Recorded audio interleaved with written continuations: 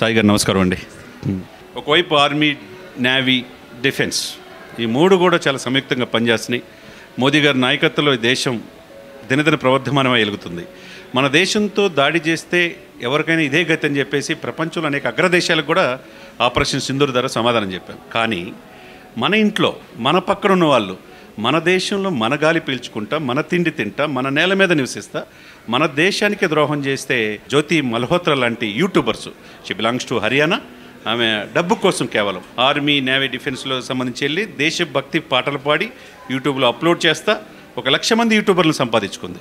ఇట్లా దేశద్రోహానికి పాల్పడటం, పాకిస్తాన్కి మన నేవల్ బేసు, మన ఆర్మీ, నేవీ సమాచారాన్ని చేరవేయటం ఎలా చూస్తారు? జ్యోతి మల్హోత్రా ఈరోజు బయటకు వచ్చిన కేసు. నిజానికి ఇలాంటి వ్యక్తులు, ఇలాంటి మనుషులు ఈ యంగ్స్టర్గా ఉండి ఏదో యూట్యూబర్ మాత్రమే కాదు, విభిన్న హోదాల్లో గొప్ప గొప్ప స్థాయిల్లో ఉన్నవాళ్ళు మన డిఫెన్స్ ఫోర్సెస్ని వీకెండ్ చేయడానికి చాలామంది ప్రయత్నం చేసిన వాళ్ళు ఉన్నారు.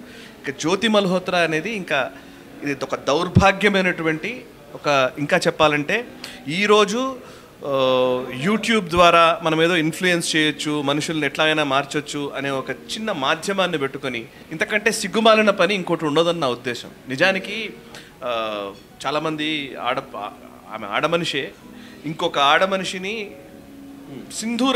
ఆపరేషన్ సింధూర్కి సంబంధించినటువంటిది సౌభాగ్యాన్ని బేస్ చేసుకొని ఆపరేషన్ సింధూర్ అనే ఒక మెసేజ్ని ఈ ఆర్మ్డ్ ఫోర్సెస్ పాకిస్తాన్ మీద ఇస్తూ ఉంటే అదే ఒక ఆడమనిషి ఇక్కడ వైపు జ్యోతి మల్హోత్రా కనబడుతోంది. ఇంకోవైపు మీరు చెప్పినట్టుగా అటు వ్యోమికా సింగ్, వింగ్ కమాండర్ వ్యోమికా సింగ్ ఉన్నారు, కల్నల్ సోఫియా ఖురేషి ఉన్నారు.